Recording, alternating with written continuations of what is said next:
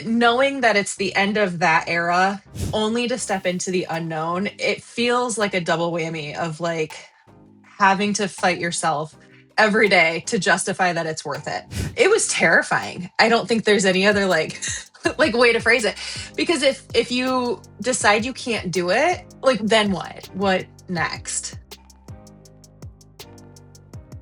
Welcome back to the Sterling Family Law Show, the podcast designed to help family attorneys build the firm of their dreams.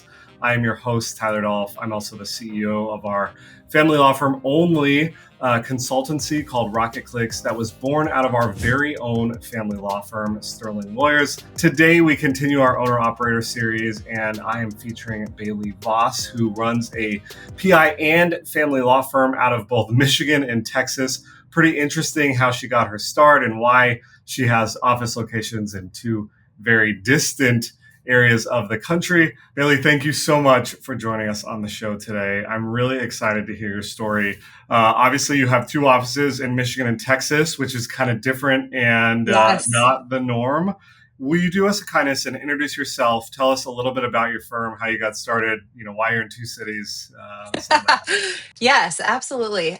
So my name is Bailey Voss, and I am from West Michigan, but did the last semester of my law school in Texas as an internship. I took the Texas and Michigan bar just because I didn't know where I would end up. I got a job at a big PI firm in Austin, and I met my best friend, now business partner, Jessica McKinney. Those big PI firms, there's a lot of great things that can come out of them. We got a lot of great experience, met a lot of great people. But the way that the model works, it's hard for the client to be an individual, and get that individual treatment when it's at such a large scale. And so we really wanted to start a firm that focused on the individual aspect of personal injury. So in 2020, we started McKinney Voss to really focus on everybody's unique and personal experience. Didn't know COVID was coming. I This was like, was great year to January start. 2020. Yep.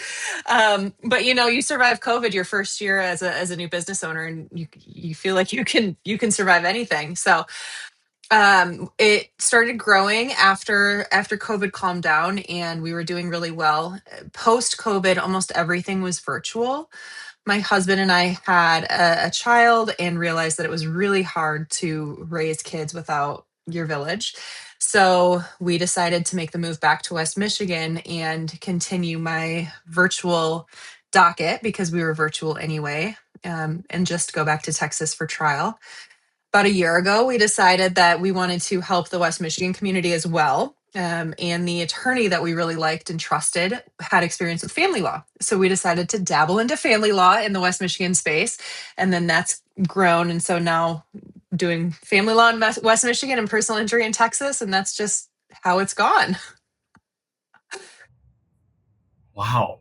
Is the plan to bring family law to Texas and PI to Yeah, Michigan or? eventually. I think that, because we started remote, we have always been able to hire for quality over location, right? So we can hire the best person for the role despite the city they're in. And that holds true for attorneys, which granted they can't be fully remote because of appearances and stuff like that. But when we find an attorney who fits our business model, and most importantly the has the compassion for the clients that we need our attorneys to have, we will try to expand to fit the person.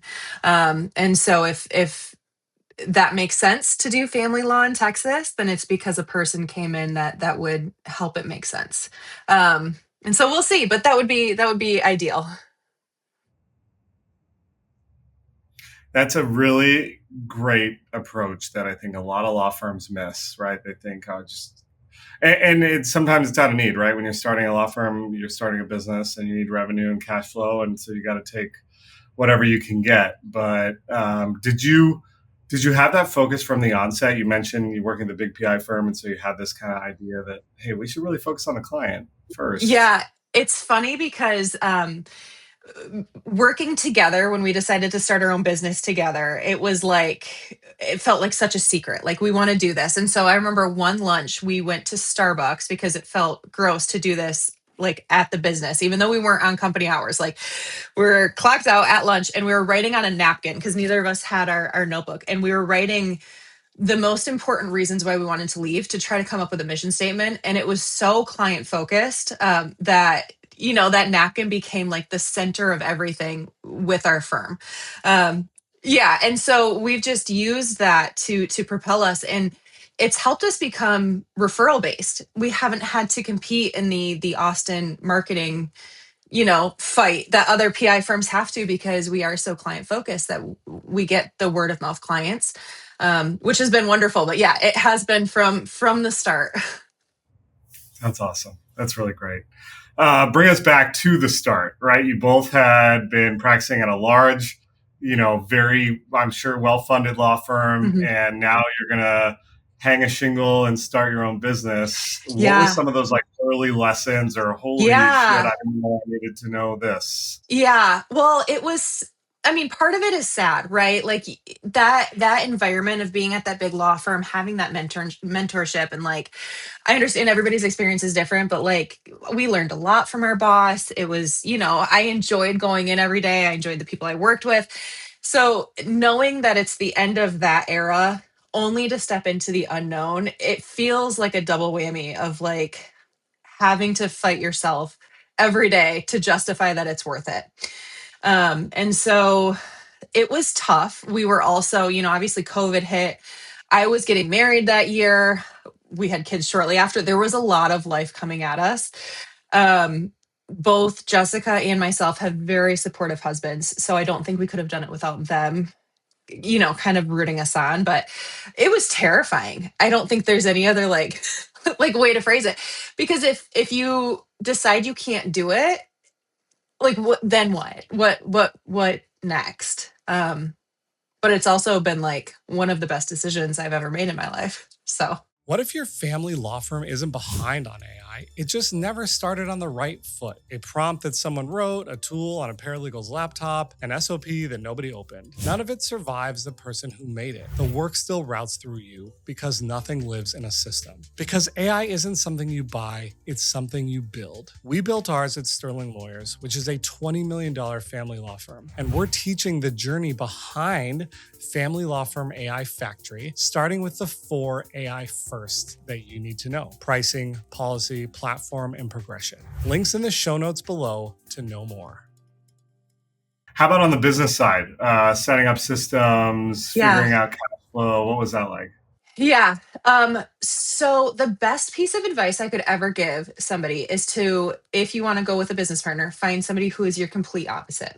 So I love talking to people. I love getting clients, making connections, really understanding somebody's story, like, finding those connections to get clients essentially, which is what a business needs to run.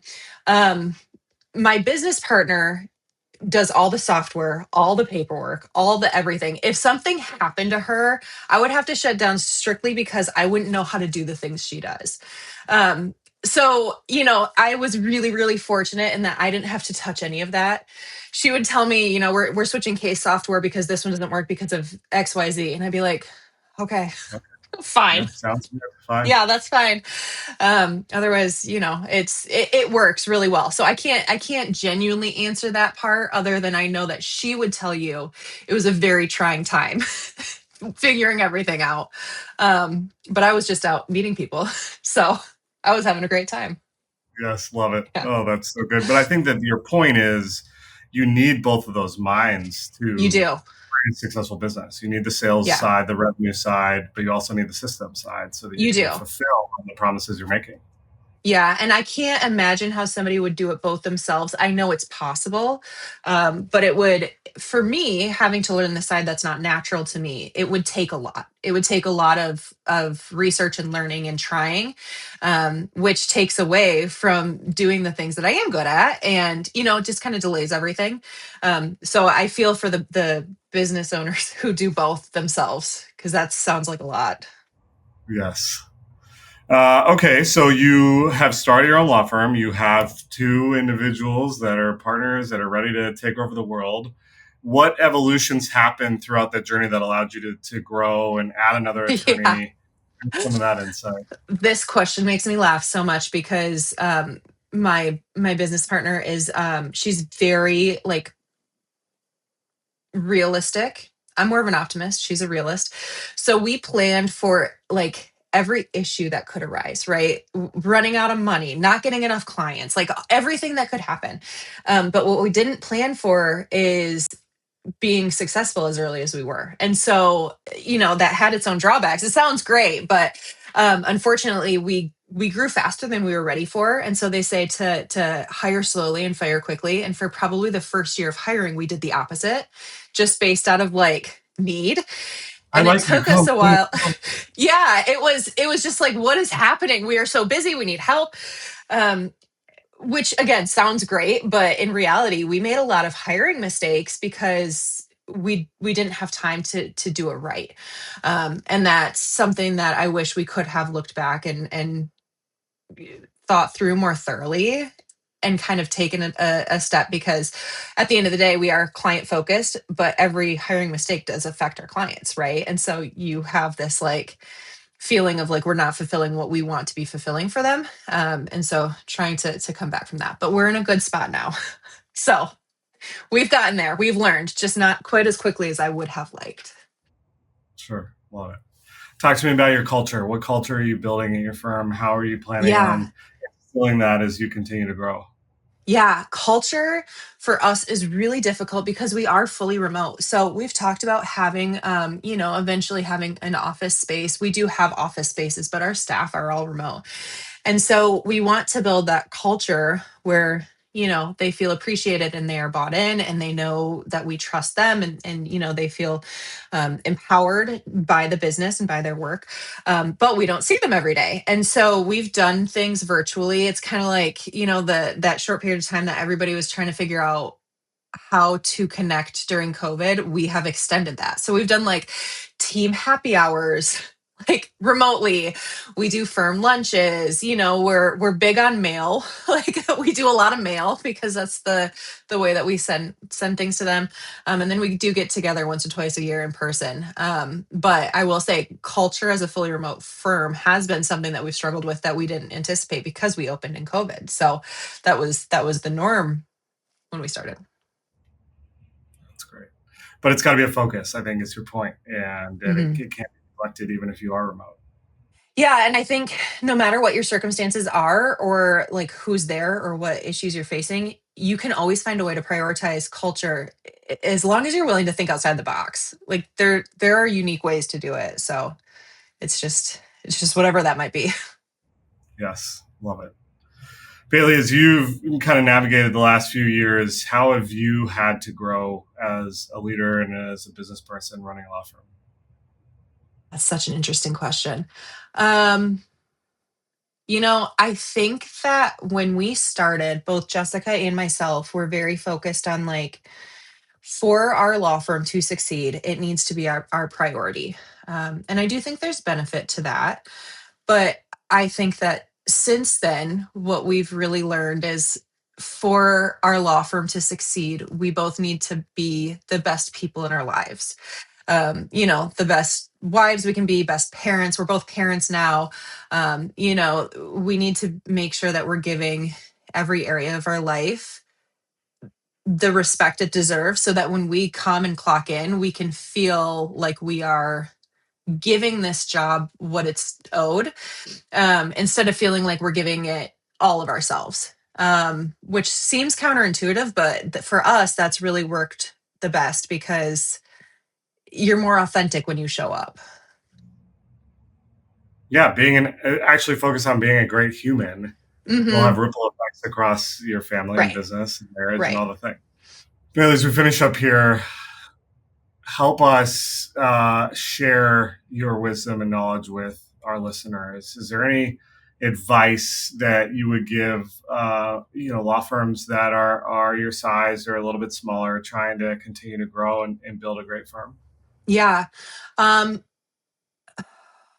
the best thing that I could say I did is doing McKinney Voss with my best friend. I know that's not everybody's option or possibility, but having somebody to bounce all of the hard things off has been invaluable. And I feel like when we started, I talked a lot about how difficult it was to take that leap, but I've never regretted it. It's the best leap I've ever taken. You know, so I think if anybody's on the fence, it's definitely worth doing and just seeing. Just having full faith it's going to work out, right? Yes. Because there will definitely be days where you don't believe it's going to happen. There will be. There for sure will be. But there are more days that you're glad you did it. Bailey, I really appreciate your time today. I'm wishing you all the best and look forward to watching your firm continue to grow.